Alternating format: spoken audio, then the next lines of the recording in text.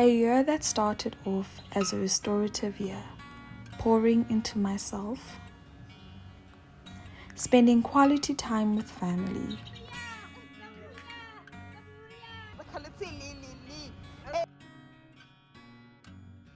and growing a deeper, more meaningful bond with my friends.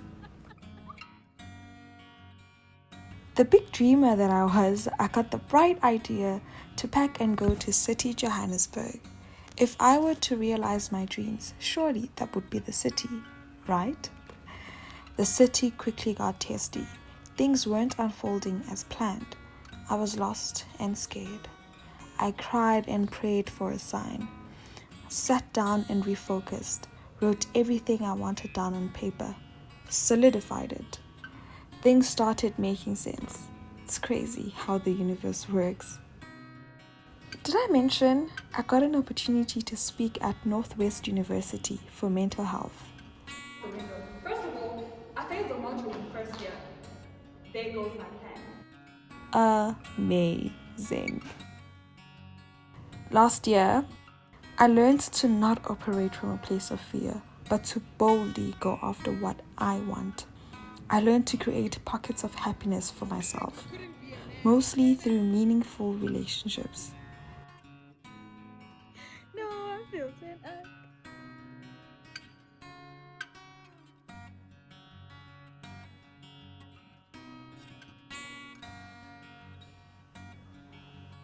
I opened up myself to love, and boy, is it glorious.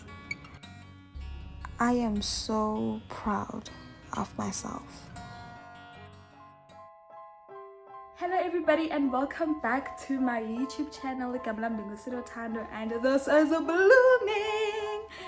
Okay, today I brought out the OG greeting. If you've been here since 2020, you know what's up. You know what's up. So, 2023, gosh. It's even weird saying it, like I'm definitely still in 2022. It feels like my year has not started at all. I'm only like putting my life and my thoughts together now in terms of like what I want for myself in 2023, what direction I want to go, and all of that jazz.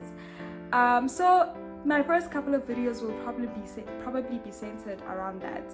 But for today, I just wanted to reflect a little bit on what the year 2022 was like for me.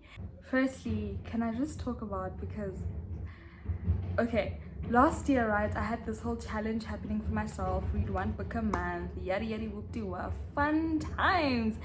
And for like the good 5-6 months, first 5-6 months of the year, I was on top of my game. I was reading a book a month, and that was so lovely. I remember there was even a month that I read more than one book, which was amazeballs on my part. Yay.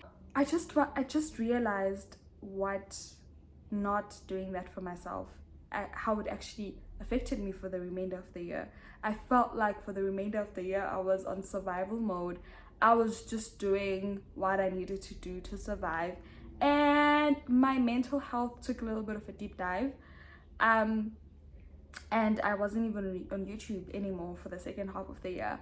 But I think the biggest thing, I actually realized it towards the end of the year, that the way that I am thinking about my dreams and where I want to see myself completely changed. I was all of a sudden operating from a place of self-doubt and fear. I was all of a sudden in my mind trying to downscale what I want. Like if I compared my mindset at the beginning of 2022 versus at the end of 2022, end of 22 I was definitely just like not where I was, like in the sense where everything I thought I could do all of a sudden felt like I was asking too much out of life. Like who do I think I am, to think that I could possibly achieve that, and to think that life would grant me enough opportunities to make that happen for myself. And I realized that the missing piece is that I wasn't fueling myself anymore. I wasn't keeping my attitude and mindset like you know, on the up and up. And when that happens, when you don't create that space to do that, it's that like the noise and the chatter of the world get to you. Like it gets to you. Well, it got to me. And I think that, hey, this year, I don't know if I'm gonna do the one book a month thing, but I want to have some sort of feeding my soul thing that happens consistently and throughout. And then number two, this weird thing started happening to me where I was gaslighting myself when I felt overwhelmed and when life felt very difficult. And that's very interesting because I am a huge advocate and huge believer in feeling your feelings, allowing yourself to be, and that being emotional doesn't mean you're weak. I'm that Han who preaches that gospel, like cry if you must, you know, feel everything that you need to feel. But then I started being the negative voice that says, you're being weak right now. Why are you crying? Are you gonna cry every time life gets hard? I started, like, every time I would show weakness, which just means feeling overwhelmed, I would view it as weakness. It's almost like because I chose this life, this unconventional route, because I chose it, it felt like that meant I had no right to have hard days, and I had no right to have moments of just feeling negative feelings. Do you know what I mean? And it's so interesting because when a person who's, for instance, still in school and is going through the most, because we know how uni is, it felt like their struggle was valid, and it was okay for them to find it overwhelming. It was okay for them to have mental and emotional breakdowns because they're students.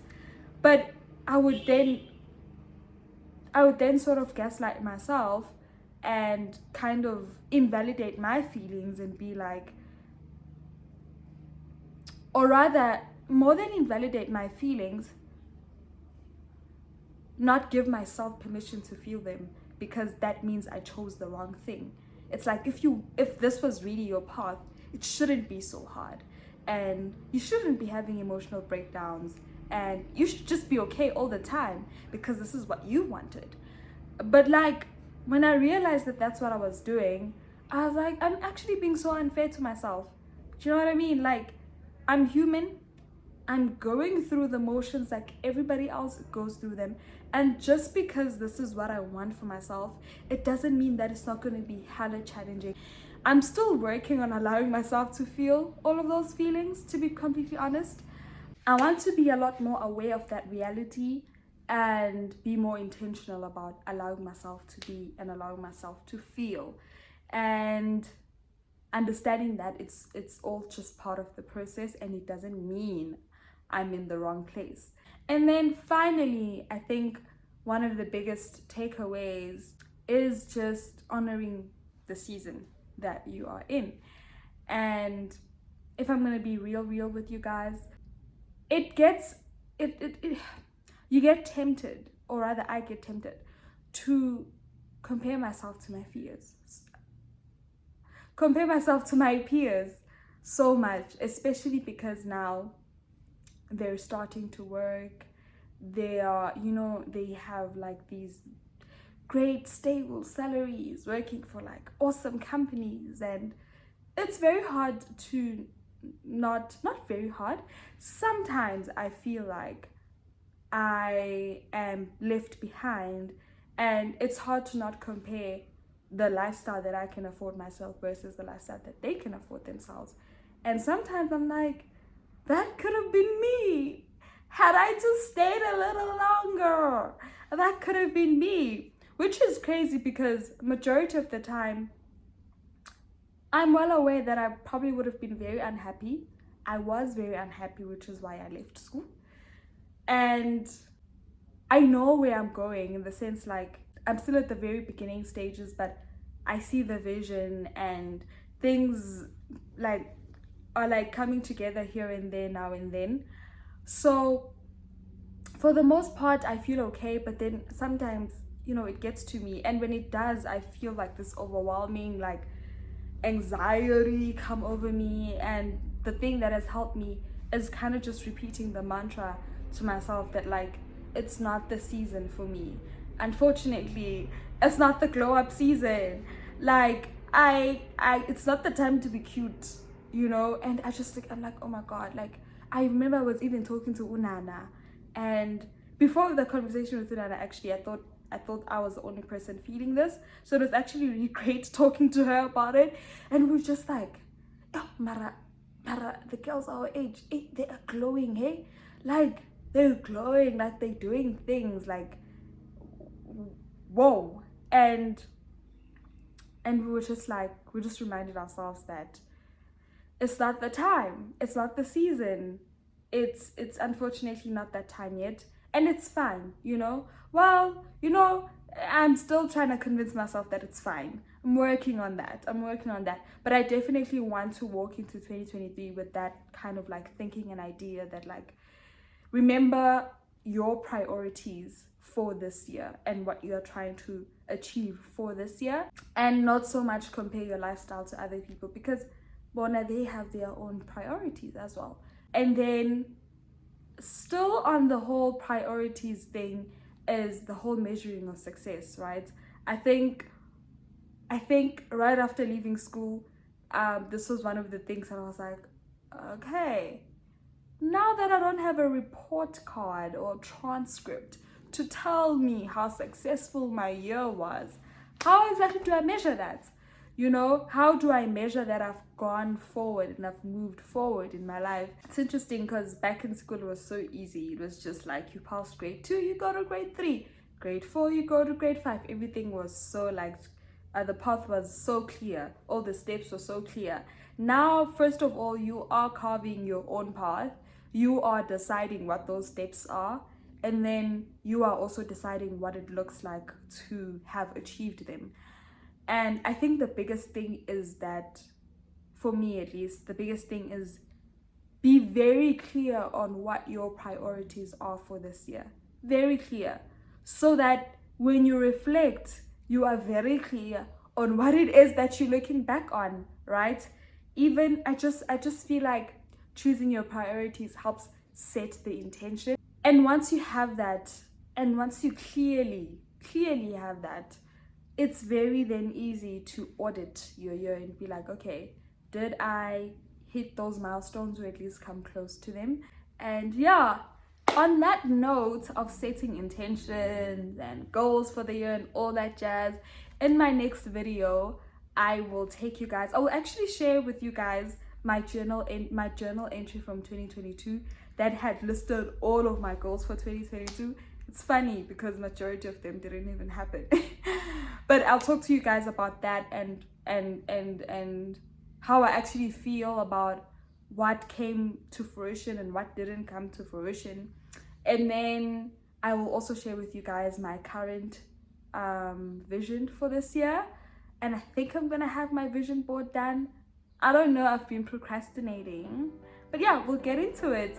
But otherwise, thank you guys for watching this video to this point. I hope you enjoyed it, and I hope it will also kind of encourage you to think more intentionally about the kind of year that you want to have and the kind of intentions that you want to set for yourself.